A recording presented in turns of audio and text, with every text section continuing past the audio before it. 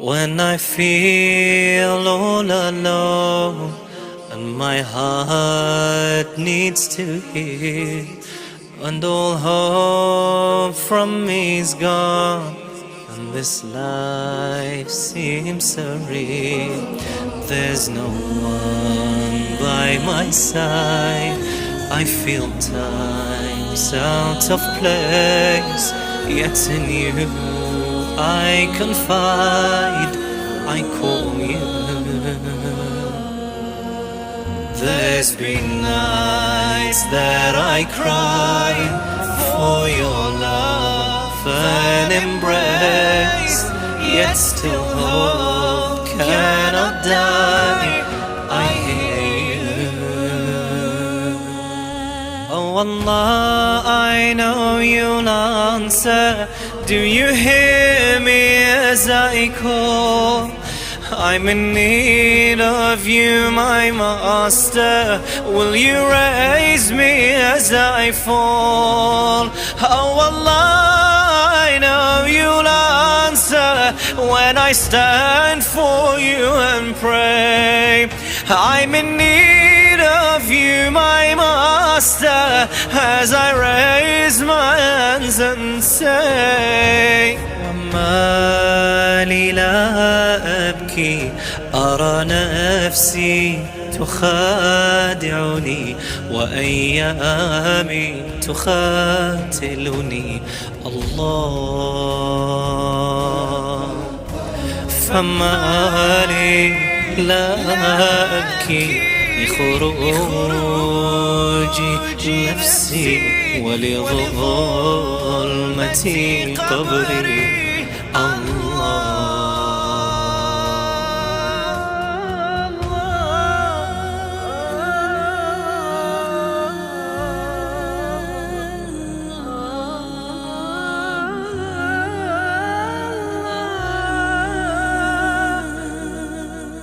Now my heart fills with hope. Oh Allah, you saved me. I hold on to your rope. So blessed I am for thee. Without you I'm worthless. In a blink all my years, so to you I'll confess all my sins.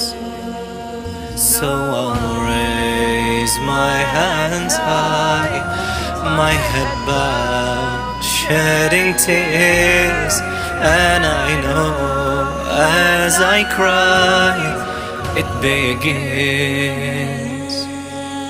Oh Allah, I knew you'd answer. I see light now, you're my guide. I'll hold on to hope, my master. With you I don't need to hide. Oh Allah, I knew you'd answer. I'll be thankful every day. I'll hold on to hope, my master, as I raise my hands and say, تقبل مني وعلي ذكري وحط وزري. الله ارفع درجتي واعفو عني، لا تردني. الله تقبل مني وعلي ذكري وحط وزري. الله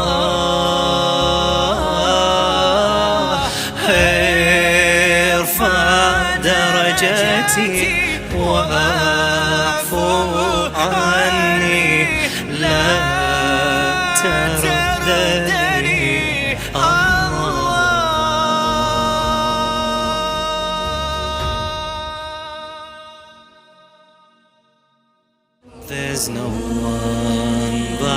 inside. I feel time's out of place, yet in you I confide, I call you. COVID-19 has taken us all by storm and has had a major effect on our daily lives. It's not only affected the nation's mental health, but has had a great effect on the spirituality of many individuals. Although some centres are trying to open again for the holy month, sadly restrictions still remain in place. This makes it hard for many Muslims around the world, knowing that we cannot spend this Ramadan as usual. The previous year we were put under restrictions that prevented gatherings during the month of Ramadan. Many had to spend it alone at home and were unable to experience the nights of destiny like usual. On Her Thoughts, we aim to fill this Ramadan with spirituality by discussing various topics that will keep you engaged during this holy month. Tune in to Imam Hussein TV to find ways to remain motivated in these difficult times and to make the most of the holy month. Imam Hussein TV, your gateway to Karbala.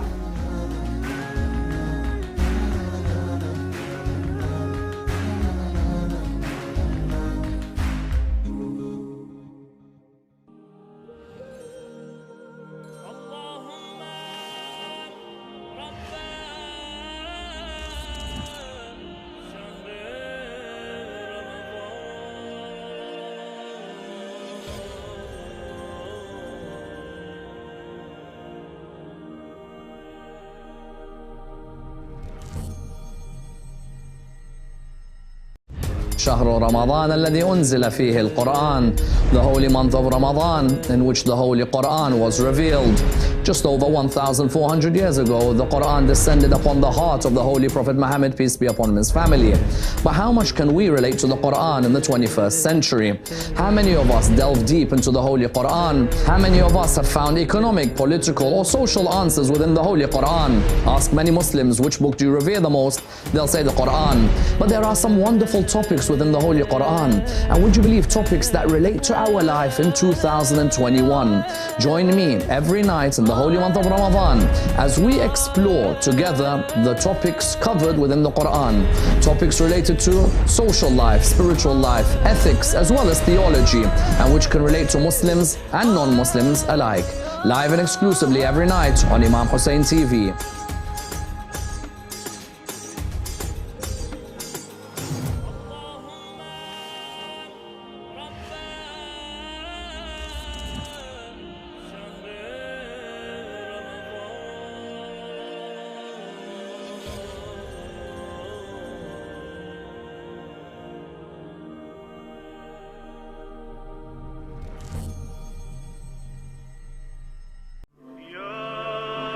When a person cries for Imam Hussein, this tear that comes out of the eye is an expression of the love and the mahabba and the mawadda for Imam Hussein, which is in the heart.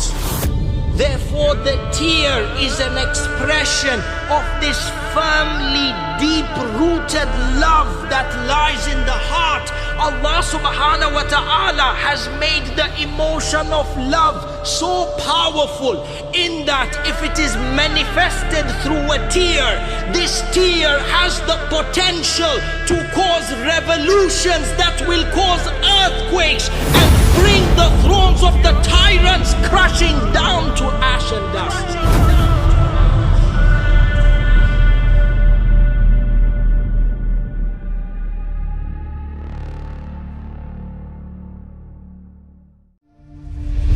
Assalamu alaikum wa rahmatullahi wa barakatuh. MashaAllah, the holy month of Ramadan is upon us once again, and inshallah all of your Ammar will be accepted. Imam Hussein Development and Relief Foundation once again are running the Ramadan food basket campaign. Each food basket contains food essentials such as flour, rice, oil, meats, vegetables, tea, lemons, and not forgetting dates. Each food basket is only £20 or $25 and can feed a family of 4 for up to 10 days. You can donate via PayPal, bank transfer, or why not to visit our website www.ihdrf.org. Together we can feed the orphans, the widows, and also the impoverished families all over Iraq.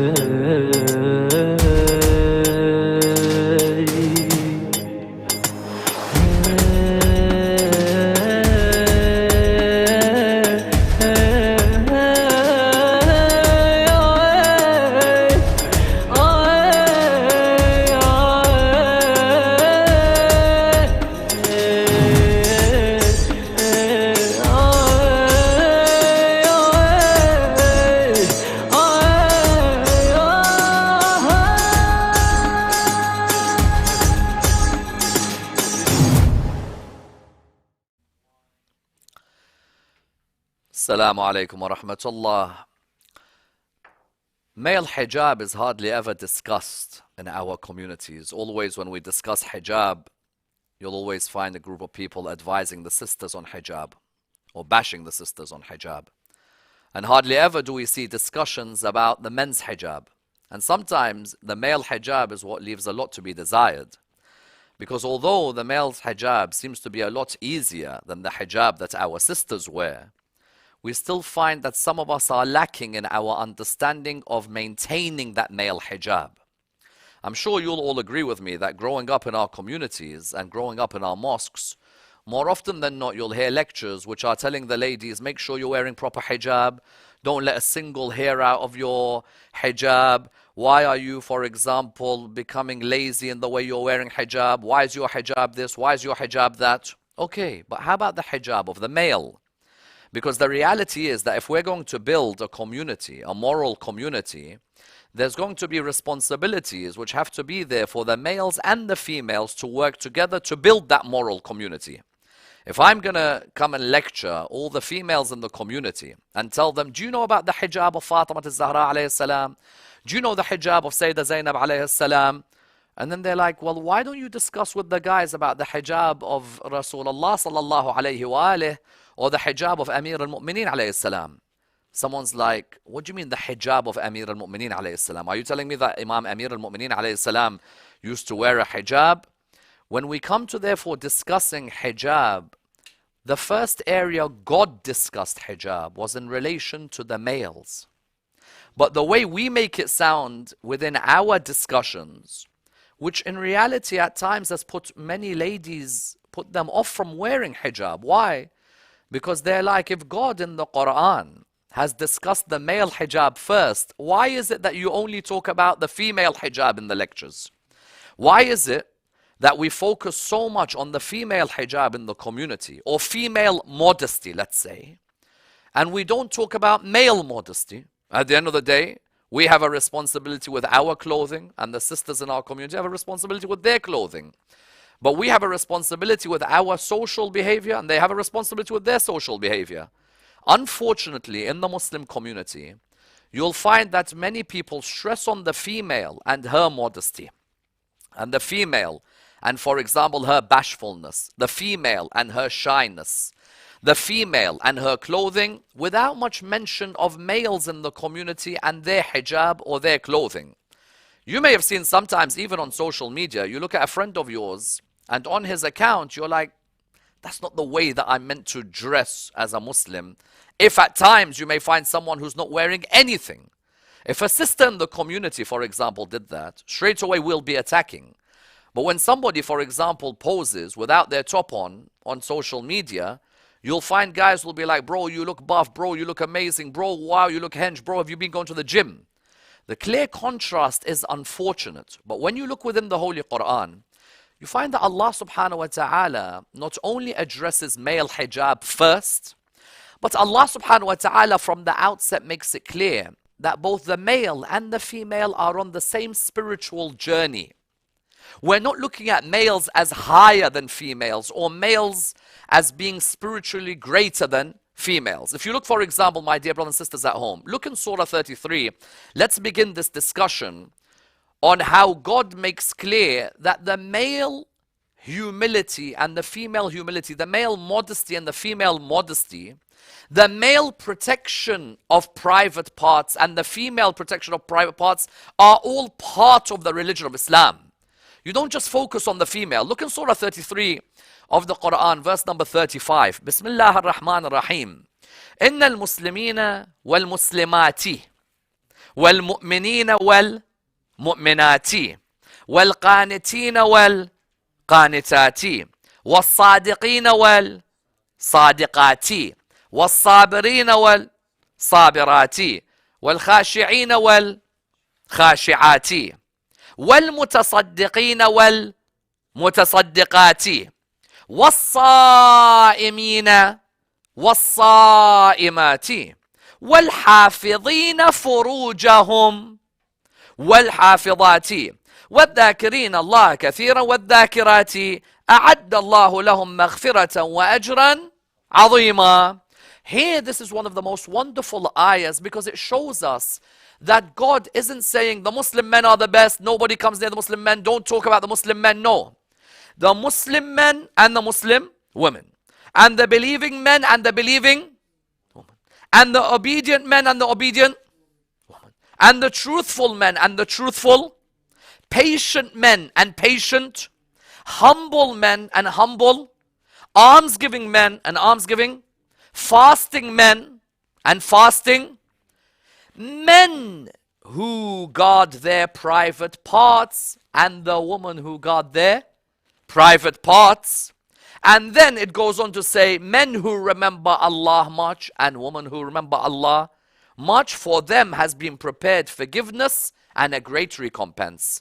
Allah subhanahu wa ta'ala is singling out the woman here in our community, or is he saying both of you can reach the same spiritual heights?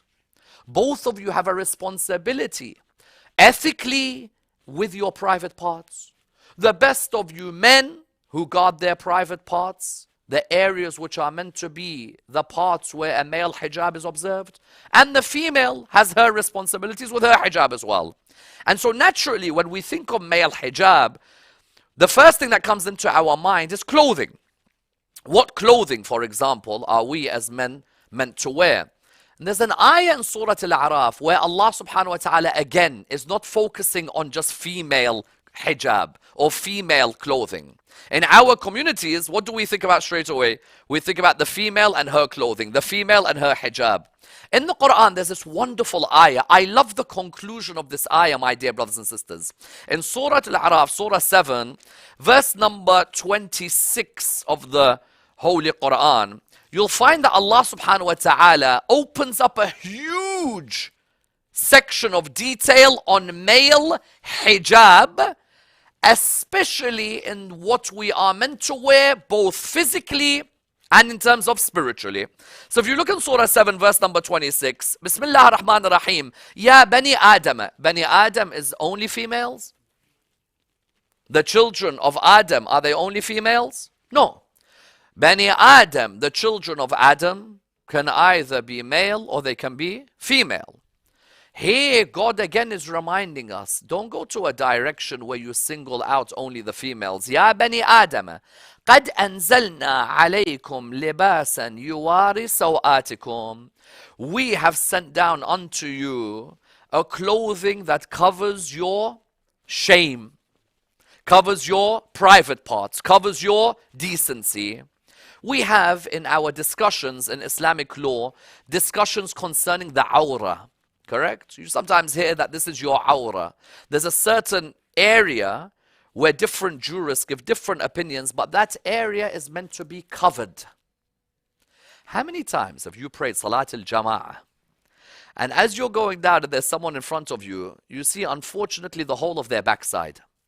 And you're just thinking, this has put me off. Whatever food they're going to give after Salah, I've been put off. It's put me off the whole day now.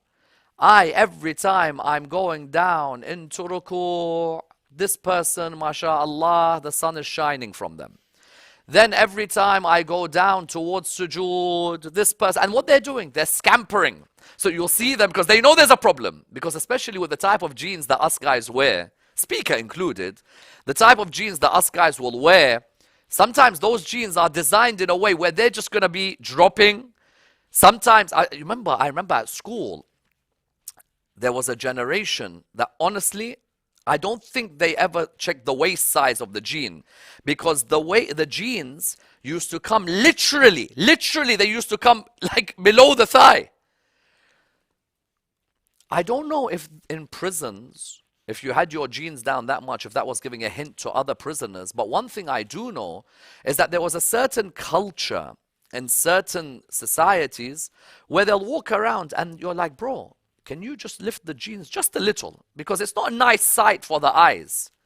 Even you'll find some ladies, they'll say to you, listen, I like the male body, but not enough for you to wear jeans that skinny. You know, wear skinny jeans, but wear with a certain limitation, maybe a little bit on skinny slim, rather than skinny skinny. Because you'll see some people when they're wearing that type of jean, if you're telling the girl, you know what, you can't be wearing skinny jeans because it reveals yours. But if you're wearing jeans that skinny, that's a different league.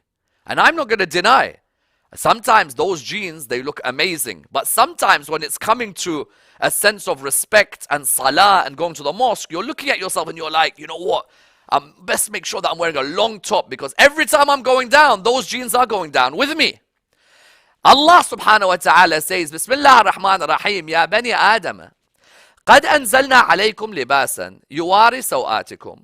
We sent down for you clothing which protects your private parts. It protects your private parts. It's not to be that clothing which exposes a certain area. Even if I'm going swimming, for example, there are certain swimming trunks I can wear which Islam allows. And there are certain swimming trunks which are not allowed. You know, if a person is going to go swimming, and you'll see that somebody might go swimming with a pair of trunks, for example, or even go a bit further than that, wearing what they call speedos.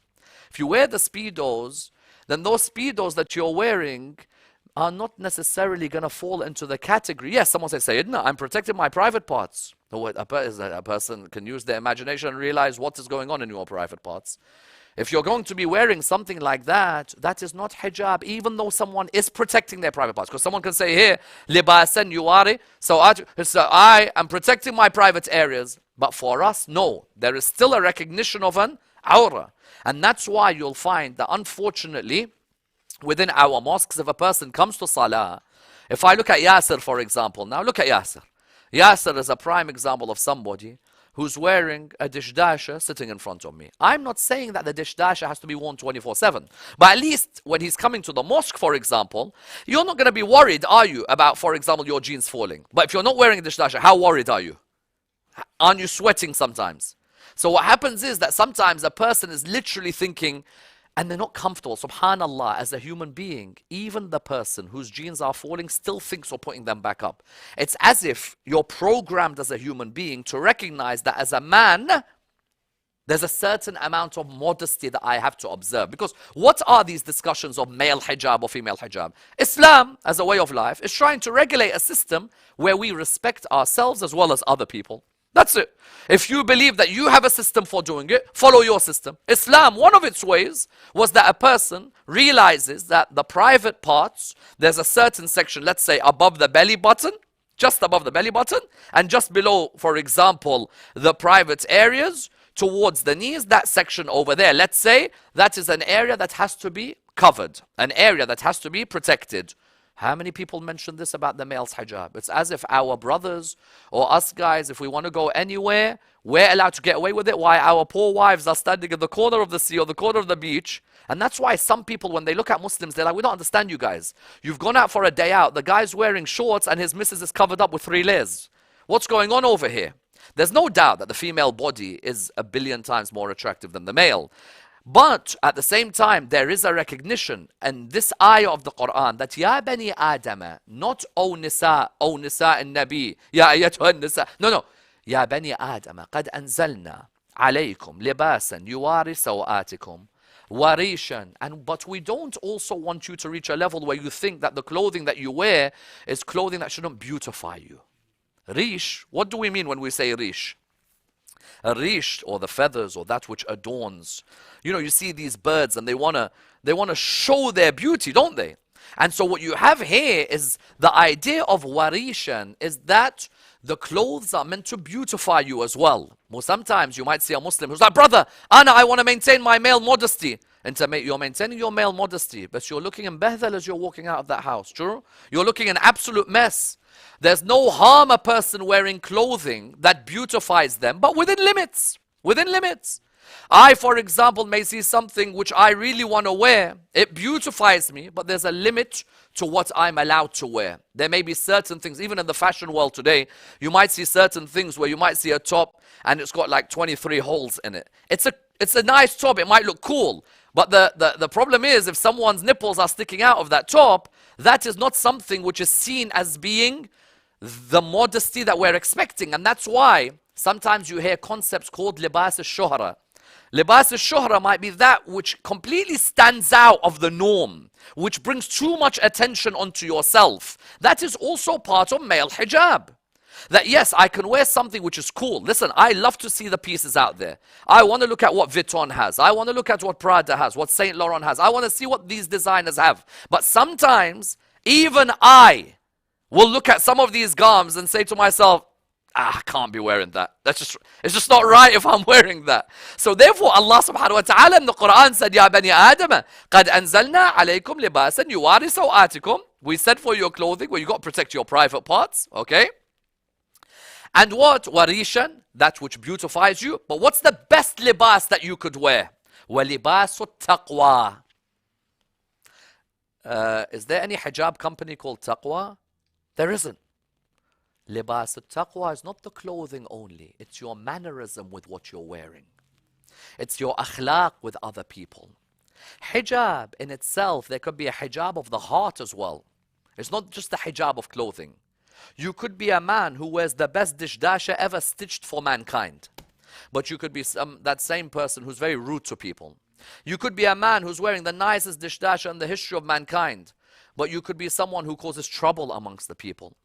Libas al-taqwa is this consciousness of Allah's presence as well. That even if I do wear, is Islam necessarily against wearing something expensive? Not necessarily. You may be an imam like Imam al-Kadhim or Imam al-Rada alayhim as-salam, and you might wear something nice. You may be a prophet like Nabi Yusuf alayhi as-salam, you might wear something nice. But if that which you wear makes you more arrogant than others, or makes you look down at others, believe you me, there are many Muslims in the world who wear nice clothing. There are many Muslims, if you go to central London today, and you go, for example, to Selfridges, or you go to Harrods, or any of these stores, you'll see a lot of Muslims. But if that clothing that you're wearing is a clothing that makes you look down at others, that look what you're wearing is nothing compared to what I'm wearing, then you have not achieved the main hijab. That main hijab is libas al-taqwa. Libas al-taqwa, ذَلِكَ خَيْرٌ. That is the best hijab that you can wear, whether you're a male or you're a female. لَعَلَّهُمْ يَذَّكَّرُونَ. This is for those who are mindful. يَا بَنِي آدَمَ لَا يَفْتِنَنَّكُمُ الشَّيْطَانُ. Allahu Akbar. On the issue of male hijab, don't let shaitan deceive you. كَمَا أَخْرَجَ أَبَوَيْكُمْ مِنَ الْجَنَّةِ يَنْزِعُ عَنْهُمَا لِبَاسَهُمَا. We know Adam and Eve in Jannah, they had their encounter with shaitan. The moment they realized they were naked, they covered themselves, true? Humanity, from Adam and Eve's descent into the earth, at the beginning weren't wearing much clothes. When you see the depictions, and then we started slowly to wear more and more clothing, didn't we? Until we reached a level in this country 100 years ago where even the ladies were wearing hijab when they leave the house. Even the queen, if I'm not mistaken, would either wear hats or sometimes wears a scarf when she leaves the house. It's as if the human being, the more they covered themselves, the higher they were. Because they had learned from what had happened from Adam and Eve, and we had evolved. Have we really evolved? Or are we back to nudity in our world today? If you look in some sections of the world, it's very normal to have a male model walking in the catwalk virtually naked. Very normal. It's very normal to have imagery of males naked in the world today. Very normal. The sad thing is when it begins to affect the Muslim community. We thought that as Muslims, we would recognize that I, as a Muslim male, I recognize that I'm not going to take pictures of myself not wearing a top, for example, and put it online and posing online with these pictures. You would think that, because you'd think that there would be a level of decency. And yet, how many do you see in the Muslim world who will say, you know, the sisters, their hijab's bad, the sisters have lost their hijab. Brother, how about yours? How about yours? Why are you bashing the sisters? The Quran said, don't fall for what happened. When Adam and Eve, ينزع عنهما لباسهما ليريهما سوآتهما. Here, he continues by saying, إنه يراكم هو وقبيله من حيث لا ترونهم. Shaitan, his soldiers, they can come to you from every angle and they'll tempt you. And they'll say to you, you know what, there's no need for you to be modest. What's the need for you to be modest? Enjoy yourself. The main thing is give a donation to the mosque, for example. The main thing is make sure you turn up at certain parts of the year like Shahr Ramadan or Laylatul Qadr. Allah will forgive you everything. What was interesting here is that Allah took us back to our origin. That don't come back to this moment where you were exposed. Rather, you have a male hijab as well. And on that point of male hijab, you can imagine we're living in Medina. And when we're living in Medina, Rasulullah sallallahu alaihi wasallam is trying to build a society where we have that chastity, where we have that modesty. Amongst the areas of modesty for male hijab, for example, how many times you see men, I've seen this when I go back to Iraq, for example, they'll walk into your auntie's house. He literally is open to the, Ya Allah, Baba, what, are the ladies just going to stick a hijab on their head straight away? Ya Allah, ready or not? Some of them don't even say Ya Allah, and you're looking at him, you're like, hold on a minute, what are you doing here? Because that person's not mahram to you. So what the Quran began to do was to tell certain men, part of your hijab is before you enter someone's house who's not mahram to you, step back, make sure they're ready. Look in Surah 24 of the Quran. In Surah 24 of the Holy Quran, you see the series of verses which begin to discuss the hijab of the males. If our missus walked into our mate's house, and she just walked in like that, how many of us would be told, what are you doing? How dare you? What type of hijab? Ma andi shay, sharaf, this, that. Okay, the Quran said, wait, how about you guys? How are you just walking into your friend's house, his sister? Because you know there'll be some people, they'll go to their friend's house, and the friend's not there, so you know, I'm just going to chill with his missus for half an hour until he comes. Nah, that's not male hijab. That's not male hijab. We don't have such a thing. Because you alone with her, shaitan is the third of the three. All shaitan needs to do is whisper something to you. All shaitan needs to do is whisper something to her. And what, do we think that we're at that level of taqwa where our shield is able to protect us from being destroyed? How many have fallen in that moment? Many have fallen. If you look in Surah 24 of the Quran, verse number 27. Bismillah ar-Rahman ar-Rahim. Ya ayyuha alladhina amanu. La tadkhulu buyutan ghayra buyutikum. Hatta tasta'nisu wa tusallimu ala ahliha. O you who believe, don't enter houses other than your houses until you have sought familiarity and then you salute the inmates of that house. Because we, in our culture, some of us will say, Ya Allah, before we enter. Some people will say, Ya Allah, while entering. Ba'ad qalbi enter, you're entering. You're already in there. Then Anna, my mother, how quick do you expect her to wear her hijab? And there are some, you'll always have that one cousin, he'll enter, no Ya Allah, no nothing. You're ready or not, here I am. There's a male hijab for us as Muslims. Someone says to me, Sayyidina, you don't understand. My second cousin's like my sister. Ba'ad qalbi, she is like your sister, she's not your sister. Sayyidina, you don't understand. That person's grown up in my house. I've seen her grow up since the age of 6. Why do I need to say Ya Allah? Your hijab, you have to observe it. Don't worry about her hijab. Your hijab, you have to observe. Best if the mu'minun are helpers of one another and we want to build a better society, then we help one another, don't we? We call out to one another. Ya ayyuha alladhina amanu la tadkhulu buyutan ghayra buyutikum hatta tasta'nisu wa tusallimu ala ahliha. Only a person who has no religion would enter a house without permission, would smash a door of a house without permission. Only a person like that would enter. Otherwise, us, we are people who are brought up on this. And these are basic moral points, by the way. That's how much they safeguard taqwa. ذَلِكُمْ خَيْرٌ لَكُمْ لَعَلَّكُمْ تَذَكَّرُونَ. This is best for you. That before you enter someone's house, not mahram to you. Okay, what happens if I don't find the person I'm looking for? فَإِن لَمْ تَجْدُوا فِيهَا أَحَدًا فَلَا تَدْخُلُوا حَتَّى يُؤْذَنَ لَكُمْ. If you don't hear a reply saying, مثلا, you know what, come in, then stay outside. Or you're like, is so-and-so here? They're like, no, please come in, come in. La, la, la, la, la, la, la, la, I'm not coming in. أنا عندي hijab, you have a hijab. You don't want to observe yours, I have to observe my hijab. وَإِن قِيلَ لَكُمْ ارْجِعُوا فَارْجِعُوا هُوَ أَزْكَى لَكُمْ. And if it's said to you, because you might get that one lady who will say to you, because you're like, can I just come in quickly? No. You're like, no, really, no, you can't come in. And so Quran says if it tells you go, then go. It's better for you. Because you Arabs, only Allah knows what you'll end up doing. Okay? So here, what do we have? We have the male hijab being shown on a social level. But then when we go to verse number 30, this is the main verse in reality to a male hijab. Okay?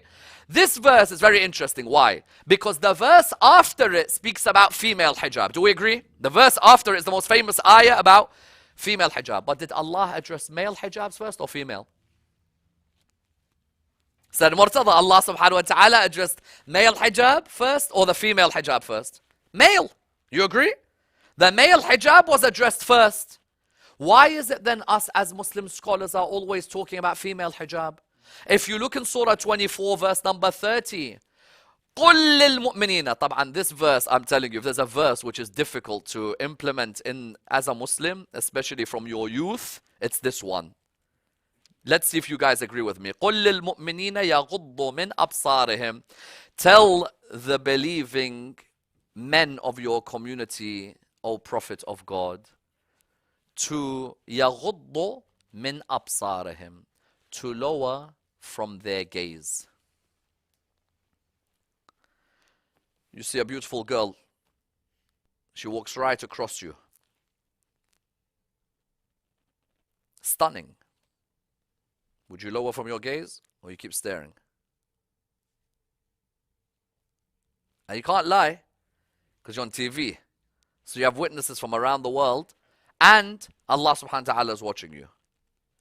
I'm not going to deny, my dear brothers and sisters, that if men in some cases did not reach the level of perversion, there are some men, they'll look, but there's some who are literally perversion, then we wouldn't have the issues which we always blame the sisters for. Because the men have their responsibility as well. Here the Quran says first, قُلْ لِلْمُؤْمِنَاتِ or قُلْ لِلْمُؤْمِنِينَ. Which one? قُلْ لِلْمُؤْمِنِينَ يَغُضُّوا. غض or غض البصر can have two types of meanings. The first type of meaning of غض البصر is to lower from your gaze. Allah subhanahu wa ta'ala is not asking you to walk like this. Otherwise, I'm going to smash my head in every lamppost. I'm going to walk into people. I'm going to trip over someone's dog. Yeah? If I'm going to walk.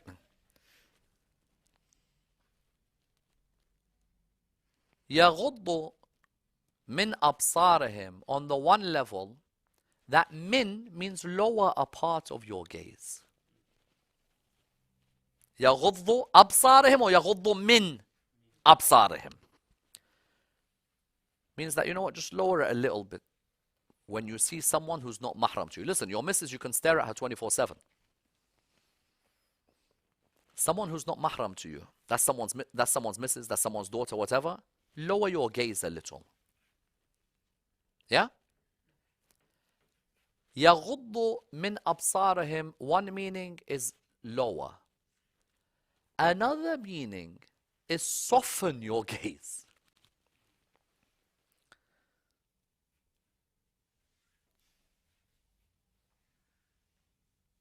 There's some guys, when they look at a girl, it's like this. Bruv. Bruv.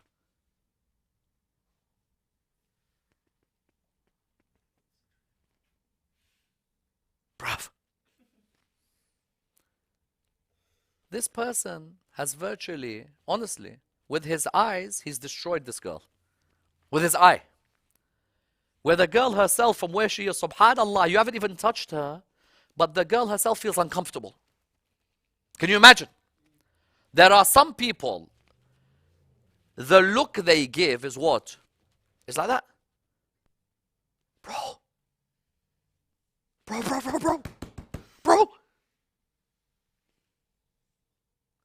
We used to always say that the first look they used to say is allowed. So someone used to say, okay, this is my first look. Because you know, they say one of the reasons this ayah was revealed was that there was a person who had seen a stunning lady in Arabia. And tomorrow when we discuss the female hijab, you'll see that at the beginning, Arab ladies, when they were wearing hijab, their bosom cleavage area used to show. For that Arab man, when he's in Medina at the time, he's already gone. It's hot. He's gone. On top of that, when the wind comes, a little bit of a breeze in Medina, what's happening to the Arab man? He sees her go one way, he's following. He sees her go another way, he's following. He sees her until what happens? He doesn't see that there's a pole sticking out of the wall. I'm telling you, there are people with their look. They can have not a soft look, staunch look, until whatever's in front of them, they lose sight of. There are people who've crashed cars looking at girls who are not mahram to them. True? There are people who've crashed cars because he's like, ooh, I just crashed the car. This person cuts his head. When he cuts his head, what's interesting is that he comes to the Holy Prophet, peace be upon him, and his family. He says to him, Ya Rasulullah, I have to admit, I rate this guy for admitting. Because I've read another narration about the reason of the revelation of this verse was that Al-Fadl ibn al-Abbas, if I'm not mistaken, he saw this beautiful lady. She's gone one way, he's looked another. He's gone one way, he's gone, looking. There's not one look, Baba. He's talking about 36 cuts over here. He's looking until Rasulullah just gave him a little one around. He's like, come here. And Allah subhanahu wa ta'ala revealed the ayah, قُلْ لِلْمُؤْمِنِينَ يَغُضُّ مِنْ أَبْصَارِهِمْ. Say to the believing men to lower from their gaze or to soften the gaze. Lower in the idea of ghadh, from the idea of naqsan, or lower in the idea of ghadh from which angle? For example, a plant which is soft. Yes? When they talk of a particular nabat, they might call it ghadh. For example, it is soft. You as a Muslim, all your looks generally should be soft. We shouldn't really be having dirty looks, whether it's literally or metaphorically. Literally, I shouldn't be looking at someone dirties. Metaphorically, I shouldn't be looking at someone in a dirty way. Here, يَغُضُّ مِنْ أَبْصَارِهِمْ. The first understanding was what? Was you as a Muslim.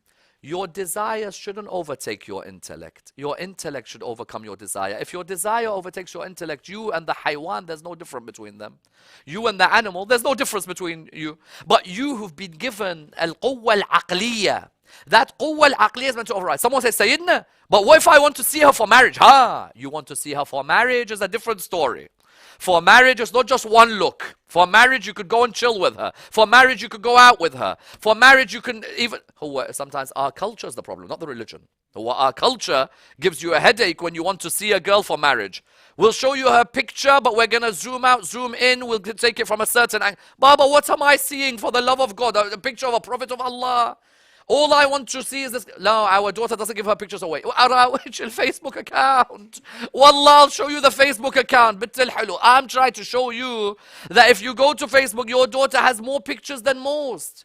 I'm not saying that's a problem, but you as a parent, why are you not allowing someone who's come to propose? All he wants to do, the poor guy, is see the girl before he comes to propose. Seeing a girl before I propose, am I allowed more than one look? Of course I am. So therefore, قُلْ لِلْمُؤْمِنِينَ يَغُضُّ مِنْ أَبْصَارِهِمْ. The male hijab, does that mean that the male's hijab is only one look in every context? No. Because I know with my family, I can have more than one look. With my wife, I can have more than one look. Therefore, it's in the context of what? In the context where your look is a look of desire. Your look is a look which takes the desires to the nafs on a level where it lowers from the self. Okay? قل للمؤمنين يغضوا من أبصارهم ويحفظوا فروجهم. Say to the believing men, where's the ladies? Why are you attacking all the ladies in the community about hijab when the first ayat are about the men? Because if the men are perverts, if the men are perverted, then what's the point of the lady wearing all the hijab in the world if the men themselves have no modesty? قل للمؤمنين يغضوا من أبصارهم ويحفظوا فروجهم. Say to the believing men, they cast down their gaze or they soften their gaze. Habibi, don't look at a person like it's an animal walking. And cast down their gaze and they guard their private parts. Question, what's the connection between the look and the private part? Because the eye drags the heart. And once the heart has gone in a direction, there's no limit to what you'll do. The eye, I can either use it in halal or haram. Do you agree? They say that on the day of judgment, every eye will cry except 3. And of those 3 are those that were opened for the sake of Allah. I know when I'm using this eye is a gift by Allah subhanahu wa ta'ala for me to do haram with. Here God is showing that you males, your hijab is that this eye that I've given you, you lower the gaze. And not you lower the gaze, you realize that this eye, if you let it loose, the heart will be dragged. If the heart is dragged, your desires, there is no limit to what will happen. Because from there you can go into an unbelievable territory because the eye takes snapshots. Look today at the world of porn. You look at the world of porn, what's it beginning with? I have a look for 30 seconds, for a minute, and then from there, what I've looked at, my heart wants to see again until I can't protect my private parts, until I'll end up playing with myself while watching porn. These things I say because the amount of emails I receive from people who are addicted. Addicted. The Quran said, قُلْ لِلْمُؤْمِنِينَ يَغُضُّ مِنْ أَبْصَارِهِمْ. Because what you're looking at goes here. Once it goes here, it could lead to a direction where you could be destroyed. Your hijab as a male, قُلْ لِلْمُؤْمِنِينَ يَغُضُّ مِنْ أَبْصَارِهِمْ وَيَحْفَظُوا فُرُوجَهُم. ذَلِكَ what? ذَلِكَ أَزْكَى لَهُمْ. It's purer for them. Can I guarantee you, by the way, that if all of us lowered our gaze and every lady on earth wore hijab, can I guarantee you that we would have complete purification and perfection? No, I can't. I can't guarantee that. But could we possibly have a healthier society when there is a respect from both the males and the females? Of course we can. We can build on a healthier society when the male is observing their hijab and the female observes theirs. Therefore, in the Quran here, it's very interesting that Allah subhanahu wa ta'ala, the first ayah on the male hijab, on the hijab was with the male. قُلْ لِلْمُؤْمِنِينَ يَغُضُّ مِنْ أَبْصَارِهِمْ وَيَحْفَظُوا. It's as if Allah subhanahu wa ta'ala is saying, if you can get past this first 50%, the other 50 is easy. Get past stage 1 and 2, which is the men. Then stage 3 and 4, the ladies, that's easy. But if the men on stage 1 and 2 are not doing what their responsibility is, then nothing's going to change. But if the men look after what their responsibility is, then you'll see. Has it been applied Quranically? Is there a prophet of Allah subhanahu wa ta'ala in the Quran? He's religious, obviously he's a prophet, meets religious girls, maintains his male hijab. Musa alayhi salam has left the land of Egypt. He's left as a fugitive. Surah 28. Let's go to Surah 28. Let's see male hijab in action, because I always hear about Fatima Zahra, female hijab, Sayyidah Zainab, female hijab. Let's hear male hijab. Let's see male hijab in the Quran. Let's see its implementation. Musa alayhi salam is homeless. And I'm gonna stress on these things, by the way. Moses is homeless. So whenever you see someone homeless, soften your heart for them, because Nabi Musa was homeless one day. Musa is a fugitive on the run, because now there's someone who's died because of it. This person who grew up in the court of Pharaoh is now a fugitive on the run. Is Moses single at this stage or married? Single. When we're single, all of us wants to look. And I'll tell you, it's a trial. It's a trial. Because in this country, London, in the UK, or if you're living in America, or you're living anywhere, even in the Middle East these days, when it's hot, how do you lower that gaze? You know, the only way you could do it, it's a major training. You know, there's some exercises in the gym which you got to work on so much before you can get to a particular level. You can't just do it in one day. You got to stick on that machine for months on months until you can trim down to a certain level. I think lowering the gaze for the male, it's at that level. But part of the male hijab as well was even the beard they would talk about as being part of male hijab. Nabi Musa alayhi salam was known to have one. Rasulullah sallallahu alayhi wa was known to have one. Part of male hijab was that they'd never wear gold and they'd never wear silk. Ladies love silk. Ladies love gold. Do you agree? For a Muslim man, gold is haram. Gold cannot be worn. Why? I don't know. You can tell me science. This is, I don't know. I said Imam Sadiq said gold is haram. We're not allowed to wear gold. It's funny how people pick and choose which of Imam Sadiq they like. Silk. Ladies love to wear silk tops. They love to wear things made of silk. As a Muslim man, am I allowed to wear silk? No. That's all under hijab. The beard is hijab. Not wearing silk is hijab. Not wearing gold is hijab. Looking after the awrah and the private areas and not exposing them is hijab. Lowering my gaze is hijab. Protecting my private parts is hijab. Musa alayhi salam is in the middle of this area. And when he comes in the middle of this area, the Quran says in verse 22 of Surah 28, وَلَمَّا تَوَجَّهَ تِلْقَاءَ مَدْيَنَ قَالَ عَسَى رَبِّي أَن يَهْدِيَنِي سَوَاءَ السَّبِيلِ. Do you know what's beautiful about this story? Sometimes if a male has looked after their hijab properly, a girl is more attracted to him, irrespective of whether he's homeless, got no money, and is no one known. Our criteria for someone who will get accepted for marriage is they should have big money. Moses is a homeless man in the middle of nowhere. He's just prayed to Allah subhanahu wa ta'ala, Ya Allah, inshallah you guide me on the right path. My Lord, guide me on the right path. Where did he arrive to? Madian. وَلَمَّا وَرَدَ مَاءَ مَدْيَنَ وَجَدَ عَلَيْهِ أُمَّةً مِنَ النَّاسِ يَسْقُونَ. He came to Madian and he saw some people. What were they doing?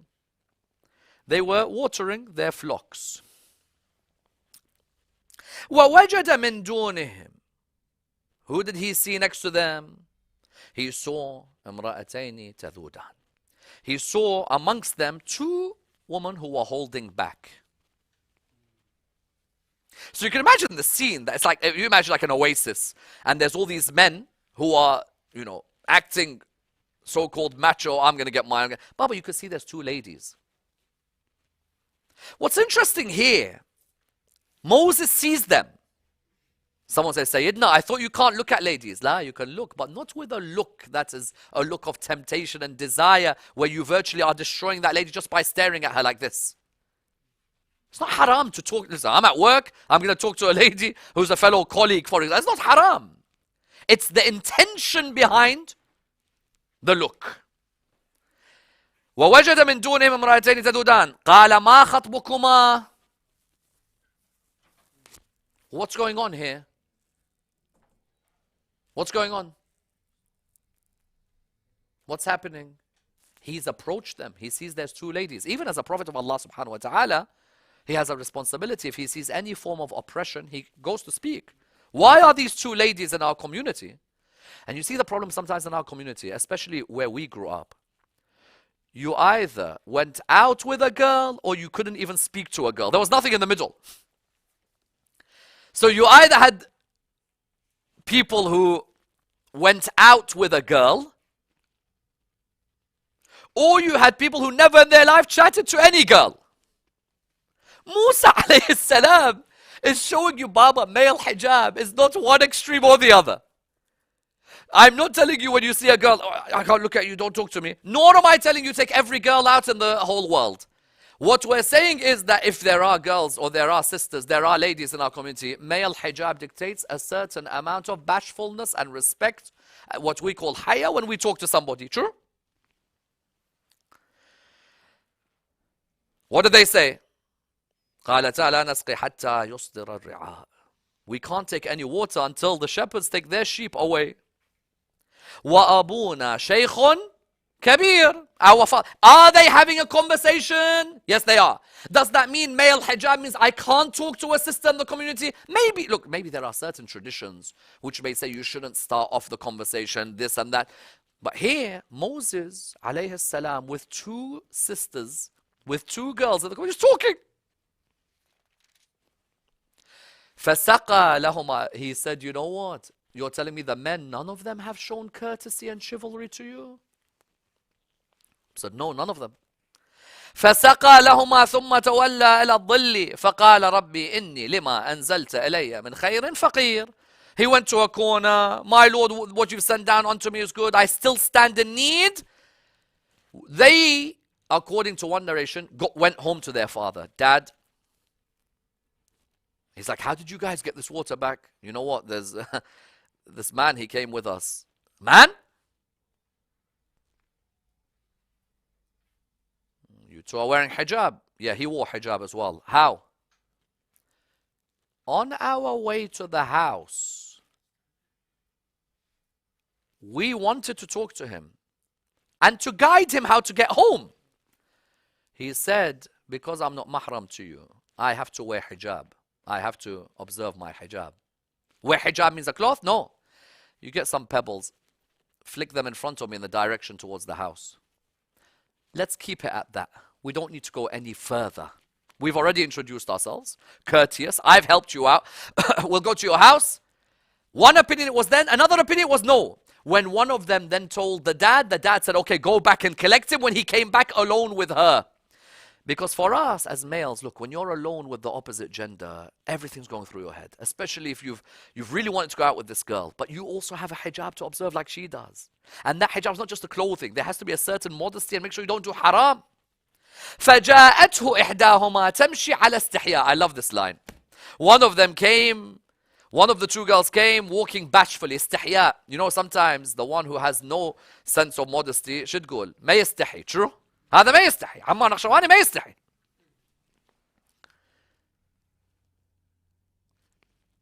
But here's the opposite. فَجَاءَتْهُ إِحْدَاهُمَا تَمْشِي عَلَى اسْتِحْيَاءٍ.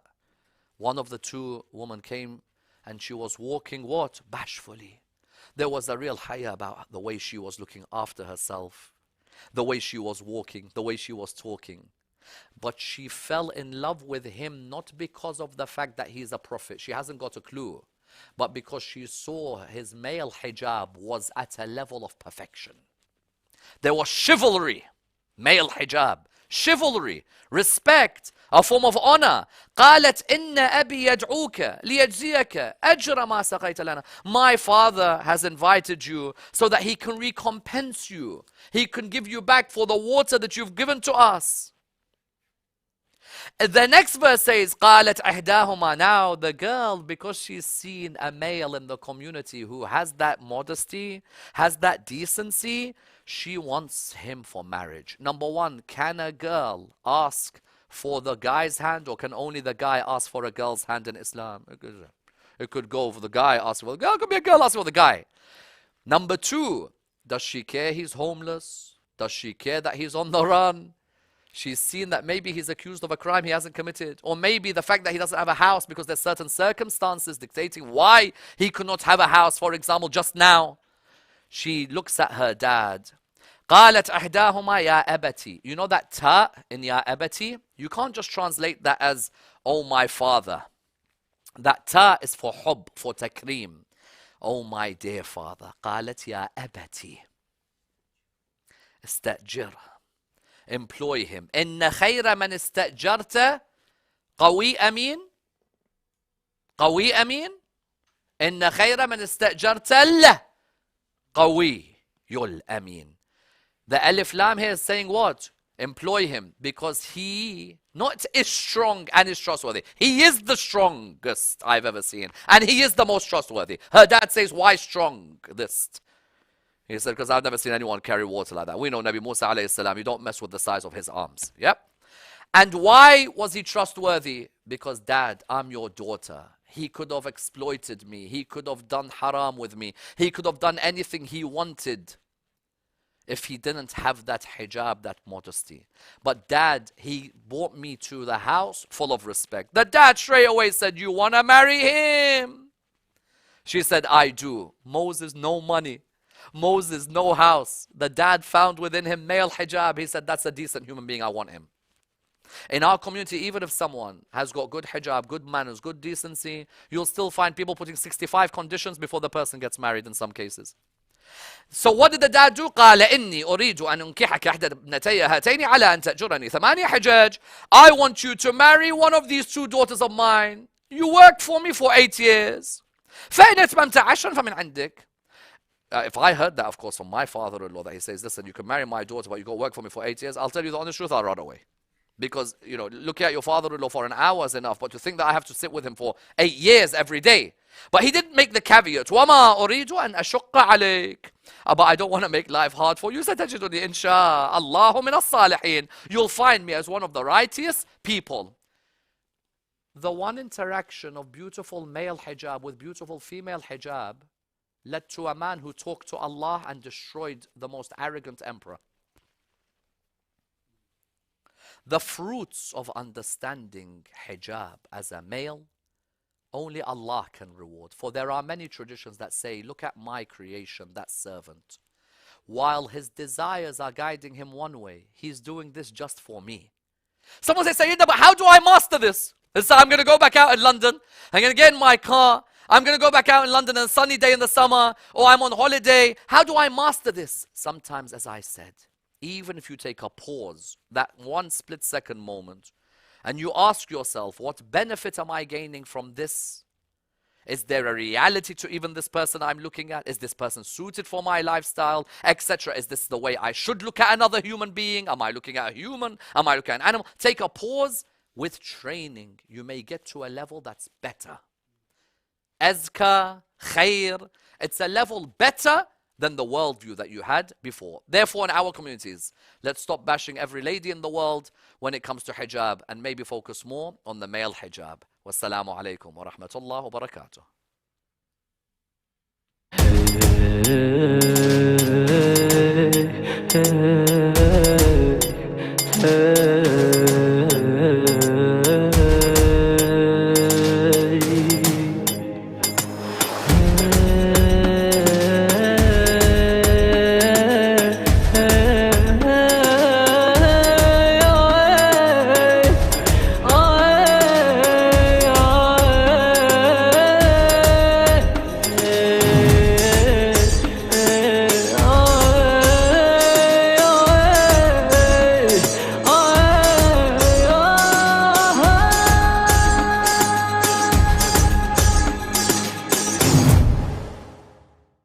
خدا رحمت کنه همه گذشته ها رو.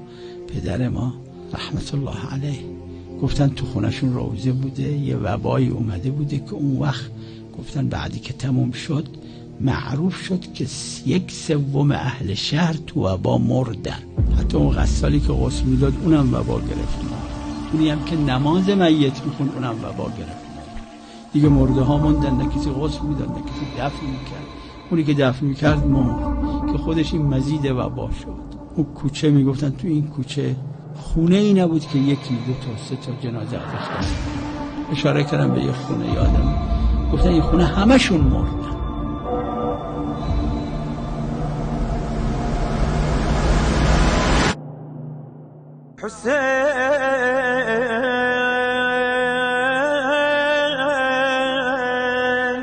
وقت پدر ما میگفتن خونه ما یه دونه بچه ازش نبود.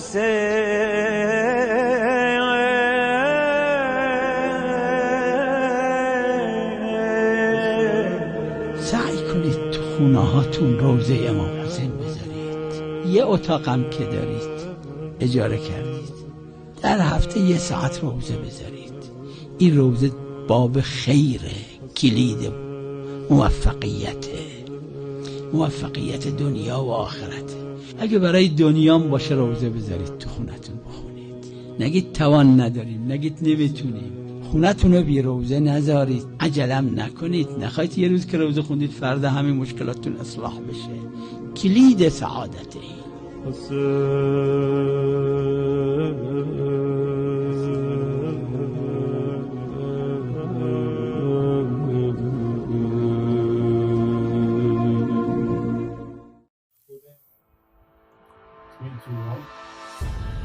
Bismillah ar-Rahman ar-Rahim.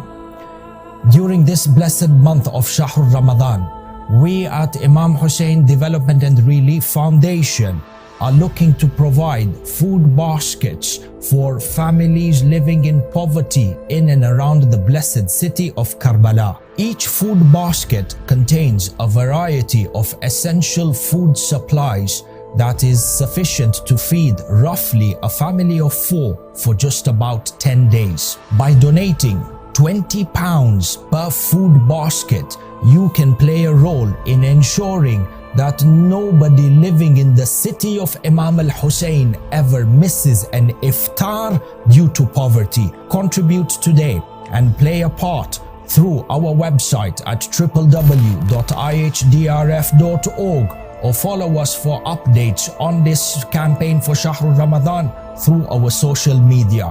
May our two masters, Imam al-Hussein and al-Abbas, reward each and every one of you abundantly during this blessed month of Shahr Ramadan as you work to elevate poverty from the great city of Karbala.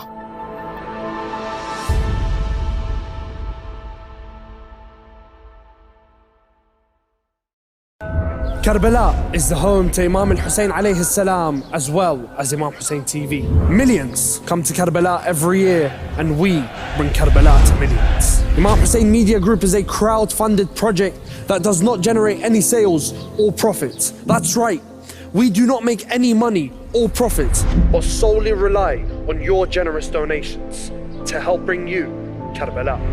Imam Hussein Media Group is looking for flag bearers, donors and supporters to help. We are looking for 1,000 people to donate just £14 a month in honor of the 14 infallibles. With the help of our 1,000 partners, Imam Hussein TV3 can maintain its monthly costs as well as continuing to spread this sacred message. So many of our viewers depend on us in order to learn, understand and connect with the Ahlul Bayt alayhim as-salam. It is the duty of everyone to facilitate and finance Imam Hussein alayhi salam to enter everyone's home. Become a partner now by going on www.imamhussein3.tv/donate, or alternatively call us or WhatsApp us on +44 939 917 163 or +964 774 067 1837. Imam Hussein TV, your gateway to Karbala.